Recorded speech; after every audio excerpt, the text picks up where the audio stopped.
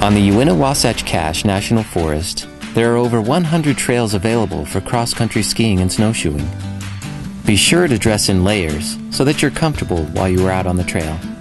And take plenty of drinking water with you. Make sure to check the local weather and avalanche center for forecasts and avalanche conditions before heading out. Dogs are welcome in many areas on the forest, but are prohibited in certain areas on the Wasatch Front to protect the watershed for the Salt Lake Valley area. Dogs are not allowed in the Big and Little Cottonwood canyons. Remember to take a map with you and let people know where you are going before you head out on the trail.